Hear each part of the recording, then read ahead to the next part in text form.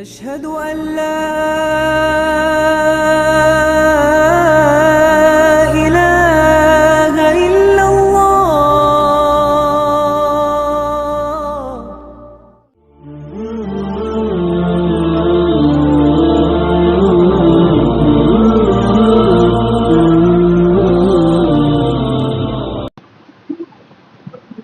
حامدا لله أولا وثانيا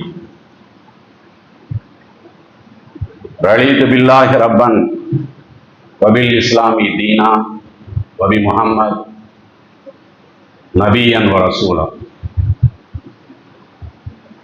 أعوذ بالله من الشيطان الرجيم. بسم الله الرحمن الرحيم. ومن أحسن دينا ممن أسلم وجهه لله وهو محسن واتبع ملة إبراهيم حنيفا واتخذ الله إبراهيم خليلا.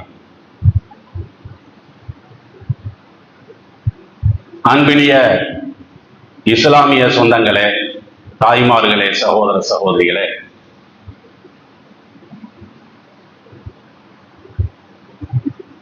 இறைவனுடைய மகத்தான பேரருளால் ஏக இறைவனால் புனிதமாக்கப்பட்ட மாதங்களில் ஒன்றாக இருக்கக்கூடிய துல்ஹஜ் மாதத்தின் துவக்க ஜும்மாவை நபி வழியிலே நிறைவேற்றுவதற்காக நாமெல்லாம் இங்கே வருகை தந்திருக்கிறோம்.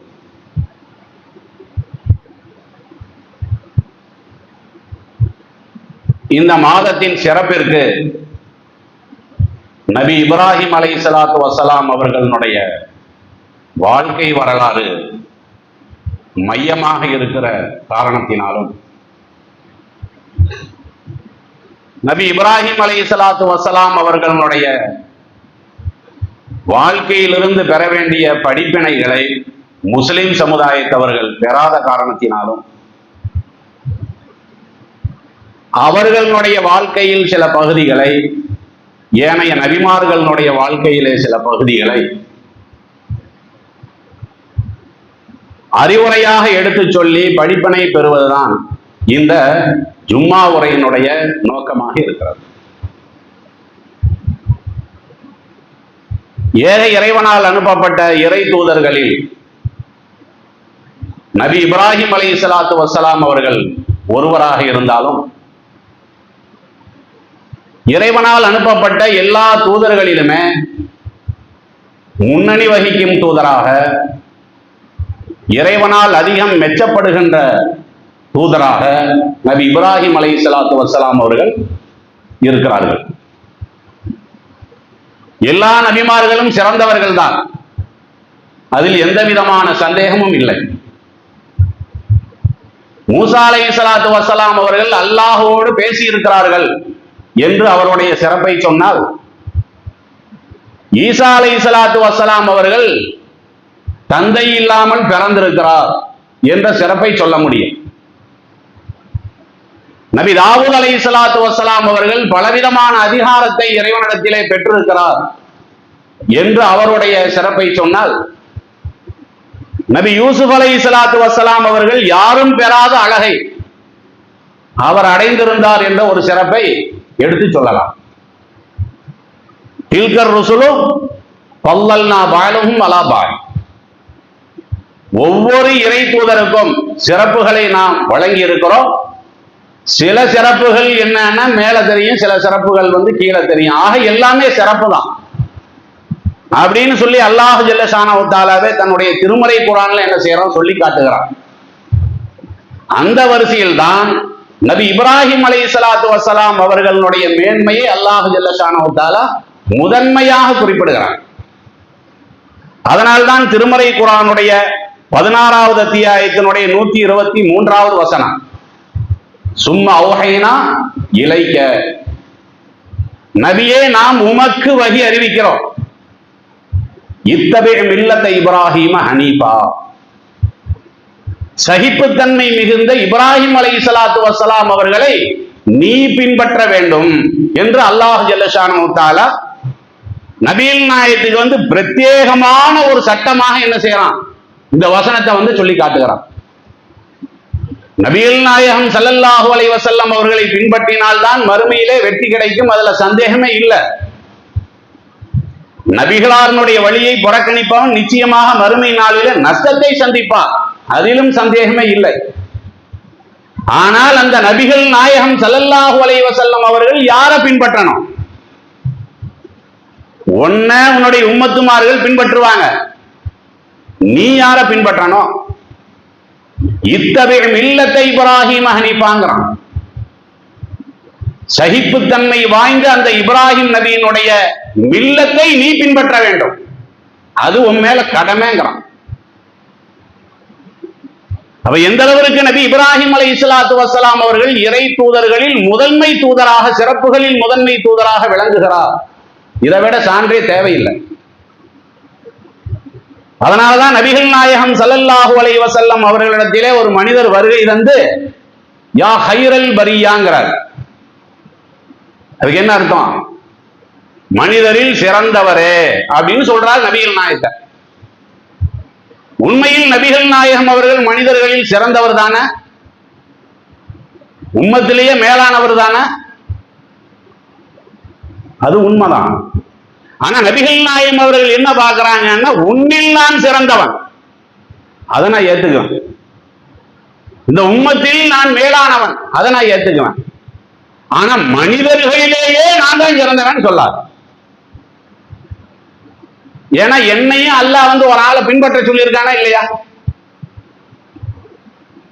நான் தான் மனிதர்களிலேயே ரொம்ப சிறந்த ஆளுன்னு சொல்றதா இருந்தா என்ன போய் ஒரு ஆளை பின்பற்ற வேண்டிய கட்டளையை இறைவன் போட வேண்டிய அவசியம் இல்லை. ஆனா அல்லாஹ் என்னையவே என்ன செய்யறான், இப்ராஹிம் நபியை பின்பற்ற வேண்டும் என்று சொல்றான்னு சொன்னா, உன்னுடைய சொல்லுக்கு முழு தகுதி வாய்ந்தவர் தாக்க இப்ராஹிம், இப்ராஹிம் அலைஹிஸ்ஸலாத்து வஸ்ஸலாம் அவர்கள் தான் என்று நபிகள் நாயகம் ஸல்லல்லாஹு அலைஹி வஸல்லம் அவர்களும் கூட என்ன செய்யறாங்க, இந்த நபியை கொண்டு போய் முதல் இடத்துல வச்சுட்டாங்க. ஆக அல்லாஹ்வும் இப்ராஹிம் நபியை முதலிடத்தில் வைத்திருக்கிறான். பெருமானார் ஸல்லல்லாஹு அலைஹி வஸல்லம் அவர்களும் இப்ராஹிம் நபியை கொண்டு போய் முதல் இடத்துல வச்சிருக்கிறாங்க.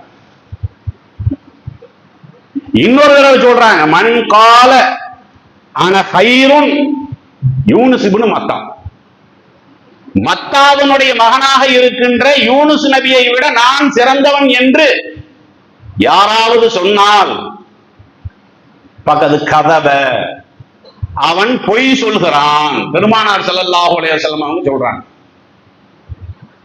மத்தானா யூனுஸ் நபியினுடைய தந்தை, வாப்பாவுடைய பேரு, அதோட சேர்த்து சொல்றாங்க, மத்தாவினுடைய மகனார் யூனுஸ் நபியை விட நான் சிறந்தவன் என்று யாராவது சொன்னால் அவன் பொய் சொல்றாங்கிறது புரிந்துகொள் என்று பெருமானார் ஸல்லல்லாஹு அலைஹி வஸல்லம் அவர்கள் என்ன செய்யறாங்க, இதை சொல்லும் பொழுதே இதை இணைத்து பெருமானார் ஸல்லல்லாஹு அலைஹி வஸல்லம் அவர்கள் சொல்றாங்க. காரணம் என்ன? எத்தனையோ நபிமார்களுடைய வாழ்க்கையை வந்து அல்லாஹ் ஜல்ல ஷானஹு வ தஆலா தன்னுடைய திருமறை குர்ஆன்ல சொல்றான். ஆனால் யூனுஸ் அலைஹிஸ்ஸலாத்து வஸ்ஸலாம் அவர்களுடைய வரலாறை நாம் படித்து பார்த்தால் நம்மளுடைய அறிவு என்ன சொல்லும்னு கேட்டா, இது என்னதுக்கு ஒரு தேவையில்லாம செஞ்சிருக்கிறார், நான் செய்யலாம், நீ செய்யலாம், யூனுஸ்ங்கிறவர் ஒரு நபி தானே, அவர் செய்யலாமா இத அப்படின்னு சொல்லி நம்மளுடைய அறிவு என்ன செய்யும்னு கேட்டா, அந்த நபிமார்கள்ல வந்து இவர் ரொம்ப மட்டமானவர் மாதிரி, ரொம்ப கீழ்நிலையில இருக்கிற மாதிரி என்ன செஞ்சிடும், நம்மளுடைய அறிவு வந்து பத்வா வழங்கி. நீங்க எல்லாம் கேள்விப்பட்டிருக்கீங்களா இல்லையா அந்த சம்பவம்? என்ன சம்பவம்? யூனுஸ் அலைஹிஸ்ஸலாத்து வஸ்ஸலாம் அவர்கள் பிரச்சாரம் பண்றாங்க, அந்த பிரச்சாரத்தை அந்த மக்கள் ஏற்றுக்கொள்ளவில்லை. அது வந்து அவருக்கு ரொம்ப வருத்தத்தை, வழியை ஏற்படுத்துகிறது. எந்த அளவுக்குன்னு சொன்னா, இவர்களை அல்லாஹ் சோதிச்சா மட்டும்தான் இவன் திருந்துவான் அப்படிங்கிற அடிப்படையில் அல்லாஹ்விடத்துல என்ன செய்யறாரு, ஒரு கோரிக்கை வைக்கிறார், இறைவா இவனுங்களை வந்து சோதிச்சு நீதுவன், சொல்லு புத்தி அவனுக்கு ஆகாது. எத்தனை தடவை நான் சொல்றது, கேட்க மாட்டேங்கிறான், பெரிய தொல்லை, சோதனை இறக்கு. அல்லாஹ் என்ன செய்யறான், அவருடைய அந்த வேண்டுதலை அல்லாஹும் ஏற்றுக்கொள்கிறான். ஏன்னா அல்லாஹ்வுக்கு வந்து அழிக்கிறது கஷ்டமா? வமா அம்ருனா இல்லா கலம்ஹி பில் பஸர். நீ கண்ணை மூடி திறக்கிறதுக்கு முன்னாடி உன்னை க்ளோஸ் பண்ணிடுவேங்கிறான்ல. நீ தான் திட்டம் போடணும். எப்படி அழிக்கலாம், இப்படி அழிக்கலாமா, அப்படி போடலாமா, என்ன சதிவலை பின்னலாம். அல்லாஹ்வுக்கு அப்படியா? நீ கண்மூடி கண் திறப்பதற்கு முன்னாடி ஒன்ன அப்படியே கமுத்தி விட்டுருவேன் நானு. எத்தனை வரலாறு வேணும்? அல்லாஹ் சொல்றானா இல்லையா அவனுடைய தன்மையை பத்தி? அதனால யூனுஸ் அலைஹிஸ்ஸலாத்து வஸ்ஸலாம் அவனுடைய கோரிக்கையை ஏற்று சரி அவனுக்கு சோதனை இறக்குறேன், குறிப்பிட்ட நாளையும் சொல்லி இந்த நாள்ல அழிக்கப்படுறதாகவும் அல்லாஹ் சொல்லிடுறான். அப்ப அந்த நாளை எதிர்பார்த்தான் இருப்பார். ரொம்ப பயங்கரமா எதிர்பார்த்திருக்கிறார். எந்த நாளில் அல்லாஹ் அவரை அழிப்பதாக வாக்குறுதி கொடுத்திருந்தானோ அந்த நாளில் அவர்களை போய் பார்த்தால் அவங்க ஜகஜோதியா இருக்கிறாங்க, சந்தோஷமா இருக்கான், திருவிழா கொண்டாடுற மாதிரி என்ன இருக்குது. அந்த மக்கள் ரொம்ப மகிழ்ச்சியோட இருக்கிறாங்க. இது இவருக்கு வேதனையா இருக்கு. ஏன்னா அல்லாஹ் வாக்குறுதி கொடுத்திருக்காங்கல்ல, இவனை அழிச்சு போடுன்னு சொல்லி நான் கேட்டேன், இதை அழிச்சிருவேன்னு சொல்லி வேற சொன்னா அல்லாஹ் சொன்னா, இங்க சந்தோஷமா இருக்கான், எல்லாம் நிம்மதியா இருந்துட்டு இருக்கிறான். அப்ப நம்ம துவாவுக்கு வெயிட் இல்லையா? நீங்க நாம கூட விளங்குவோம்ல, என்ன பள்ளிவாசல்ல வந்து தொழுகிறேன், ரமதான்ல நோன்பு வச்சிருக்கிறேன், ஜகாத்து கொடுக்குறேன், 4 பேத்துக்கு தான தர்மங்கள் எல்லாம் செய்யறேன், அல்லாஹ் எப்ப பார்த்தாலும் என்ன சோதிக்கிறாங்க. என்னமோ அல்லாஹ் வந்து கருணையில கீழே உள்ளவன் மாதிரியும் இவன் தான் அல்லாஹ் சொல்றதை விட அதிகமாக தன்னை ஈடுபடுத்தி காட்டுவதை போல என்ன செய்யறான், மனிதர்களுடைய நிலைப்பாடை பார்க்கிறோம் இல்ல. இவர் என்ன செய்யறாருன்னா அந்த இடத்துல இவருக்கு ஒரு கோபம் வருது. மனிதன் என்ற முறையில் என்ன செய்யுது, மனுஷன் தான் நபிமார்களே அல்லாஹ் காட்டணும் இல்ல, இல்லாட்டி நீ தூக்கிக்கொண்டே வச்சிருவீல்ல, கையை தூக்கிடுவீல்ல அவர்கிட்டையும், அவர் மனுஷனை காட்டணும் இல்ல. அப்ப இது மாதிரியான உணர்வுகளை எல்லாம் அல்லாஹ் மனிதன் எல்லாத்தையுமே கொடுத்திருக்கலாம். என்ன செய்யறாரு, கோபப்பட்டுக்கிட்டு அவர் ஆட்டுக்கு போறார், போய் ஒரு கப்பல்ல ஏறாரு. அந்த கப்பல் கொஞ்சம் தூரம் போகுது. அந்த கப்பலுக்குன்னு சொல்லி சுமை தாங்கிறதுக்குன்னு ஒரு அளவு இருக்கும் இல்ல, அந்த அளவை விட கூட ஒரு ஆளாக இவர் ஏறிட்டார். கப்பல் மூழ்க போகுது. கப்பல் இருக்கிறவன் சும்மா இருப்பானா? ஒரு ஆளை இறக்க வேண்டியது இருக்கு.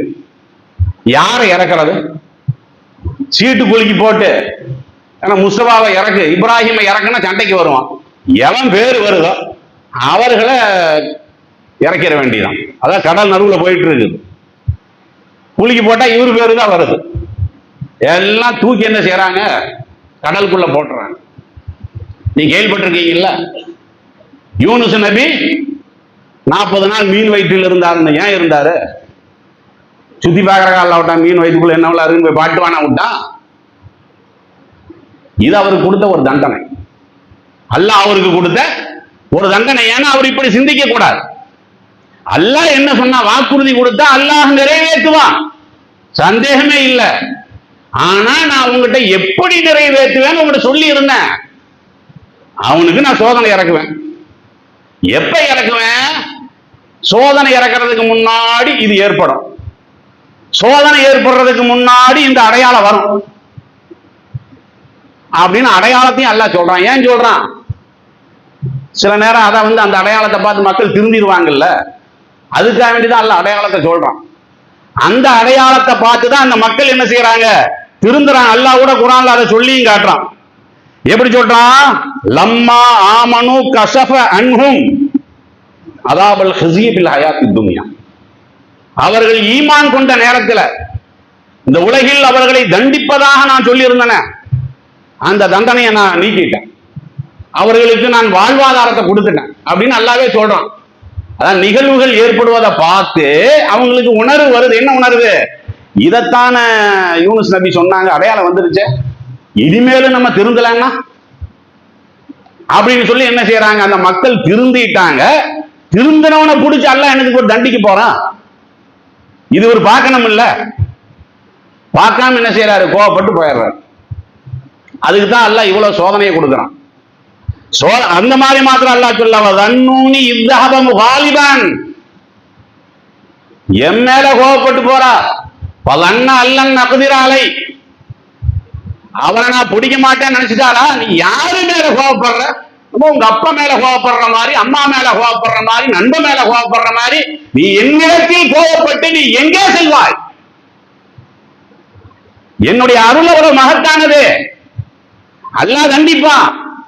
தண்டனையை விட என்னுடைய அருள் பெருசு இல்லையா? மன்னிப்பு கேட்டாங்க, மன்னிச்சுட்டேன். எந்த அளவுக்கான வார்த்தைகள் எல்லாம் அல்லாஹ் சொல்றான். லவ்லா அன் ததாரகஹு நிஅமத்தும் மின் ரப்பி லனுபித பில் அராயி வஹுவ மதுமூம். 68வது அத்தியாயம் 49வது வசனம். ஏதோ என்னுடைய கருணை இருந்த காரணத்தினால நான் இவரையும் மன்னிச்சுட்டேன், இல்லைன்னா இழிவிற்குரியவராக இவரை வெட்டவையில் நான் வீசியிருப்பேன். நபி அல்லாஹ் சொல்றான். சொல்றது அல்லாஹ் யார சொல்றான்? பிறவனை பத்தி இல்ல. என்னுடைய அருள், அவனை மன்னிச்சேன், உன்னை மன்னிச்சேன். நான் நினைச்சா உன்னை இழிவிற்குரிய ஆளாக தூக்கி எறிஞ்சிருப்பேன். அப்படின்னு என்ன அர்த்தம்? நபி பட்டத்தை புடுங்கி கேவலப்படுத்தி நான் தூக்கி எறிஞ்சிருப்பேன். ஆனா அந்த அளவிற்கு அல்லாஹ் கருணையற்றவனா? இந்த வரலாறு நம்ம படிக்கிறோம் பாத்தீங்களா? இதை நம்ம கேள்விப்படாம நம்மளுக்கு எப்படி இருக்கு? என்னடா நபி இப்படி செஞ்சிட்டாரு, அப்படி கொஞ்சம் தரம் குறையுது இல்ல. அதுக்காக வேண்டிதான் ரசூலுல்லாஹ் சொல்றாங்க, யூனுஸ் நபியை விட நான் சிறந்தவன் என்று சொல்லாது. படிப்பனையை பெறு. அவர்களிடத்தில் இருக்கக்கூடிய படிப்பனையை பெறணுமா இல்லையா? எதுக்கு யூனுஸ் நபியை பத்தி சொன்னதுனால இதை சொல்ல வரேன். அடிப்படை என்ன? இப்ராஹிம் நபியவே அல்லாஹ் ரசூல் ஸல்லல்லாஹு அலைஹி வஸல்லம் அவர்களுக்கு பின்பற்றுமாறு உத்தரவு போடுறான்னு சொன்னா, அந்த இப்ராஹிம் நபி எந்த கொள்கையில் இருந்தாரோ, எந்த கொள்கைக்காக வேண்டி பாடுபட்டாரோ, அந்த கொள்கையில் நிலையாக நாம் இருக்காத வரை இந்த துல்ஹஜ் மாதத்தினுடைய புனிதம்னு சொல்றீங்கல்ல, கடுகளவும் கிடைக்காது. விளைக்கணும், நல்லா விளைக்கணும். 5200 ரூபாய் பங்கு கொடுத்தாச்சு, நன்மையை பெற்றாச்சு, அதெல்லாம் ஓரமா வை. உன்னோட கொள்கை என்ன? நீ எப்படி நினைச்சிருக்கிற? அல்லாஹ் நீ எப்படி நினைச்சிருக்கிற? நீ சொல்ற இவன் காஃபிர், அவன் காஃபிர், இவன் காஃபிர். இப்ராஹிம் நபி இருந்தா நம்மள காஃபிர்னு போயிடுவார். உண்மைதான், அவர் இருந்தா நம்மள காஃபிர்ன்றுவாருங்க. ஏன்னா இணை வைத்தல் என்பது இன்றைக்கு அந்த அளவுக்கு ஊறி போயிருக்கா இல்லையா? அடிப்படை இதுதானே. இதையெல்லாம் ஒண்ணு செவ்வைப்படுத்தாம சும்மா அப்படி பெருநாள் வந்தோம்னா அல்லாஹு அக்பர் அதெல்லாம் எல்லாம் ஏத்துக்க மாட்டான். பிஸ்மில்லாஹி அல்லாஹு அக்பர் அது கசாப்பு கடைக்கு உள்ளதுடா, கசாப்பு கடைக்கு உள்ளது. இறைச்சி வெற்றைய, ஆடு மாடு வெற்றைய எதுக்கு வெற்ற? வியாபாரத்துக்கா வெற்ற? படிப்பனையை பெறணுமா இல்லையா? இப்ராஹிம் அலைஹிஸ்ஸலாத்து வஸ்ஸலாம் அவர்கள் வாழ்நாள் முழுவதும் இதுக்காக வேண்டிதான பாடுபட்டாங்க.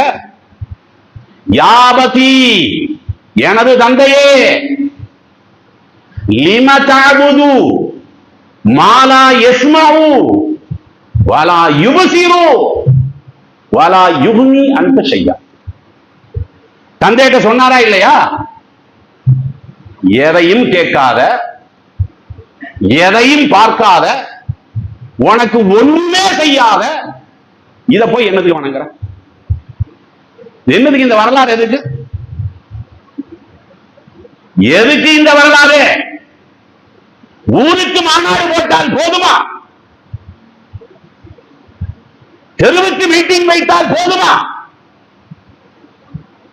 என்னை ஈண்டெடுத்த தந்தை இணை வைப்பாளனாக, என்னுடைய மனைவி இணை வைப்பாளனாக, என்னுடைய உறவினர்கள் இணை வைக்கக்கூடிய ஈரச் செயலை செய்து கொண்டிருக்கிறார்களே, அவர்களை நான் மீட்க வேண்டுமா வேண்டாமா? கல்யாணத்துல போய் ஒற்றுமையை காட்டுற, மறுமையில மச்சான் நரகத்துல கடப்பான. மாத்து, கொள்கையை மாத்து. ஏகத்துவத்தில் சுத்தமான இல்லையே, மக்களுக்கு போதனை பண்ணமே இல்லையா? லுக்மான் அலைஹிஸ்ஸலாத்து வஸ்ஸலாம் அவர்கள் தம்முடைய மகனுக்கு செய்த போதனையாக அல்லாஹ் அதைத்தான சொல்லி காட்டுறான். இந்த ஷிர்கல முல்முன் நபி, இணை வைத்தல் என்பதுதான் பெரிய பாவம், பெரிய பாவம். உணரலைய கருணை கடலாம் காதரு வழியின் காரண சரிதம் கேளுங்கள் படிக்கிறார்கள. அவர் சாஹேனரானா புனிதனாகூர் என்னது இதெல்லாம்? கருணை கடலாம். இந்த அளவுக்கு தான் இருக்கு முஸ்லிம் சமுதாயத்துல. மார்க்க அறிஞர் அத ஏகத்துவத்தை எடுத்து சொல்லும் போது நம்மை எதிர்க்கக்கூடிய அளவிற்கு சிறுக்க எதிர்க்க மாட்டேங்கிறாங்க. இதை விட பெரிய ஆச்சரியம் என்ன இருக்குதா? அல்லாஹ்விட்ட மட்டுமே கையேந்துங்கிறோம். போனா வலிக நரகவாதிங்கிறான். அப்துல் காதர் ஜீலானிட்ட கையேந்துறது சுண்ணத்துங்கிறான். பார்க்கிறோமே இல்லையா? எதுல சந்தோஷம் வரணும்? வைதா விக்கிரல்லாஹ வஹதஹு, அல்லாஹ்வை மட்டும் கூறப்பட்டால் இஸ்மஅஸத் குலூபுல் லதீன லா யுமினூன பில் ஆஹிரா, மறுமை நாளை நம்பாதவனுடைய உள்ளம் சுருங்கி விடுகிறது. என்ன மட்டும் சொல்றான், அல்லாஹ்ட்ட மட்டும் கேட்கிறாங்கிறான், அல்லாஹ்வை மட்டும் வணங்குகிறான். மகிழ்ச்சி வரணும். ஈமான் இல்லாதவனுடைய உள்ளம் சுருங்கு. வைதா விக்கிர மின்தூணிகிற வைதா விக்கிரல்லதீன மின்தூணிகி, அல்லாஹ்வை விட்டு விட்டு வேறு நபர்களை சொன்னால் இதாகும் எஸ்தபிஷிரும், அவனுக்கு சந்தோஷம் கொப்பளிக்குத. நீ பார்க்கிறமா இல்லையா? முஸ்லிம் ஜமாத்துகளே அப்படி இருக்கிறாங்களே இல்லையா? இணை வைத்ததுக்கெல்லாம் வக்காலத்து வாங்கக்கூடியவர்களாக ஒரு பெருநாள் கூட பயனில்லை. ஒரு துல்ஹஜ்ஜினுடைய நன்மையை கூட பெறமாட்டார்கள். கடுகின் முனையளவுக்கு கூட இணை வைத்தல் என்பது இருக்கக்கூடாது. லா துஷ்ரிகன்ன பில்லாஹ், அல்லாஹ்வுக்கு நீங்கள் இணை வைக்க வேண்டாம். இன் குதீத, நீ கொலை செய்யப்பட்டாலும், வயின் ஹுர்ரித, நீ கருக்கப்பட்டாலும், வயின் சுல்லித்த, நீ சிலுவையில் ஏற்றப்பட்டாலும். ஏன்னா ஒன்ன நான் படைச்சேன், நான் தானே உன்னை படைச்சேன். உன் அம்மாவை தான் நீ அம்மா சொல்லு, உன் அப்பனை தான் நீ அப்ப. அப்பனுக்கு இருக்கக்கூடிய தகுதிய மச்சானுக்காக நீ கொடுப்பியா? என்னுடைய தகுதியை போய் நீ கொடுக்கிறிய? என்னிடத்தில் கையேந்துவதை நீ யாருக்கெல்லாமா ஏந்திட்டு இருக்கிறிய? இதான் ஏகத்துவமா? லாயிலாக இல்லல்லா, அதான் ஏகத்துவம். லாயிலாக இல்லல்லான்னு வருது, அதான் ஏகத்துவம். அல்லாவை தவிர வேறு எந்த ஒன்றும் ஆற்றல் பெற்றதாக, கருணை கொண்டதாக. இதுதான நபிகள் நாயகம் அவர்கள்ட்ட கூட மக்கத்து காபிர்கள் சில பேர் வந்து சொல்றாங்க, இன்னக்கும் துஷ்ரிகூன பில்லாஹ், நீங்களும் அல்லாஹ்வுக்கு இணைதான வைக்கிறீங்க. ரசூலுல்லாஹ் வந்து சொல்றாரு, ரசூலுல்லாஹ் வந்து சொல்றாரு, இணை வைப்புக்கு எதிராக பிரச்சாரம் பண்றீங்க, நீங்க எப்படி இருக்கிறீங்க? அல்லாஹ்வை இணையில வச்சுட்டு இருக்கீங்க. ரசூலுல்லாஹ்வே புரியல, என்னடா இது, நம்ம தௌஹீத் நம்ம சொல்லிட்டு இருக்கிறோம், நம்மளையவே இணை வைக்கக்கூடிய ஆளுங்கிறாங்க. உண்மையில ரசூலுல்லாஹ் வைக்கல, சஹாபாக்களுடைய நடவடிக்கை அப்படி இருந்தார். அல்லாஹ் நான் மாதிரியும் மாஷா அல்லாஹ் வஷீர், ஏதாவது ஒரு காரியம் நடந்தா அல்லாஹ் நான் மாதிரி நீங்க நான் மாதிரி நடந்துச்சுன்னு சொல்றாங்க. இல்ல, அல்லாஹ் நான் மாதிரி நடந்துச்சு கரெக்ட். அது என்ன நீங்க நான் மாதிரி என்ன? இதைத்தானே காலம் போல நீங்க எதிர்க்கிறீங்க. நீங்க நான் மாதிரி இன்னும் சேர்த்தனா அது என்ன? இங்க அல்லாஹ் இங்க முகமது என்னது அப்படி ஜாயின் பண்ணனா என்னது அது? அதே மாதிரி என்னது காபா மேல ஆணையாக என்ன? காபா என்ன? அது என்னங்கிற செங்கல் தானே, மண்ணு தானே, அதுக்கு மேல போய் ஆணையாக என்னது? இதெல்லாம் இணை வைப்பு இல்லையா? ஆனால் யதார்த்தத்தை, சத்தியவாசல் யாரிடத்தில் இருந்து வந்தாலும் அதை ஏற்றுக்கொள்ளக்கூடிய மனப்பான்மையை ஊட்டியவர் நபி இப்ராஹிம் அலைஹிஸ்ஸலாத்து வஸ்ஸலாம் அவர்கள். அதே கொள்கையை பின்பற்றிய காரணத்தினால் நபிகள் நாயகம் அவர்கள் அவர்களை விமர்சனம் செய்யவில்லை, சொல்றது கரெக்ட். யூதராக இருந்தாலும் சொல்றது கரெக்ட். இனிமேல் அல்லாஹ் நான் மாதிரி நீங்க நான் மாதிரின்னு சொல்லாதீங்க. காபாவை படைத்த இறைவன் மேல ஆணையாக சொல்லுங்க. படைச்ச இறைவன் வரும். எவ்வளவு துல்லியமா இருக்குது இன்னைக்கு. அது நம்மள்ட்ட இருக்குதா? ஏகத்துவத்துல கரெக்டா இருக்கணும், வேற ஒண்ணும் இல்லை. துல்ஹஜ் மாதத்தினுடைய அடிப்படையான விஷயம் என்ன? ஏகத்துவத்துல கரெக்டா இருக்கணும். அறிவுக்கு முரண்பட்டு நடக்கக்கூடாது. எல்லாருமே சுன்னத் ஜமாத்து கொள்கையிலிருந்து வந்திருப்போம். என்னைக்காவது ஈசா நபிட்ட நீங்க துவா செஞ்சிருக்கிறீங்களா? இன்னைக்கு செய்யறாங்களா? இன்னைக்காவது செய்யறாங்களாங்கிற செய்யறது இல்லையில. ஏன் செய்யல? நீ அப்துல் காதர் ஜிலானிட்ட பண்ற, நாகூர் பாதுஷாட்ட பண்ற, பீமா தர்கால போய் பண்ற, தக்கல பீரப்பாட்ட போய் கேட்கிற. ஏன் ஈசா நபிட்ட கேட்கல? எந்த வகையில குறைஞ்சாலும் சொல்லு. இவர் இறை தூதருங்கிறதுல சந்தேகம் இல்லை, பிறக்கும் போதே அதிசயமா பிறந்தாருங்கிறதுல சந்தேகம் இல்லை, பிறக்கும் போதே நபியானாருங்கிறதுல சந்தேகம் இல்லை, நிறைய அற்புதங்களை செஞ்சாருங்கிறதுல சந்தேகம் இல்லை, உயிரோடு இருந்துட்டு இருக்காருங்கிறதுல சந்தேகம் இல்லை, மறுமையிலும் கியாமத்து நாள் கிட்ட வருவாருங்கிறது சந்தேகம் இல்லை. இவர்கிட்ட கேட்டா குஃப்ரான். இந்த மாதிரி தானே கேட்டுட்டு இருக்கிறாங்க அவங்க. அவர்கள் எல்லாம் வேற மதத்தவர்களாம். உத்தரையில நீ என்ன பண்ணிட்டு இருக்க? இதுதான் விஷயம். அடிப்படையான விஷயம் என்ன? ஒரு அரை மணி நேரம், 3/4 மணி நேரம் அப்படியெல்லாம் ஒரே விஷயம் தான். அல்லாஹ்வை தவிர எந்த ஒன்றுக்கும் நான் அடிபணிய மாட்டேன், எந்த ஒன்றையும் நான் புனிதமாக கருத மாட்டேன். எதையும் அல்லாஹ்விடத்துல கேட்கணும், அல்லாஹ்வுக்கு மட்டுமே பயப்படும். இந்த உணர்வை பெற்றால் இந்த துல்ஹஜ் மாதத்தினுடைய புனிதம் இருக்குது பாத்தீங்களா, நிச்சயம் நம்மால் பெற முடியும்.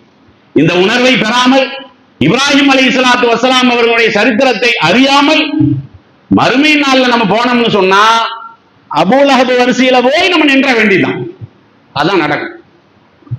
அது மாதிரியான நேர்வழியில் செல்லக்கூடிய நன்மக்களாக அல்லாஹ் நம் அனைவரையும் ஆக்கியல்வானாக என்ற பிரார்த்தனையோடு முதல் உரையை நிறைவு.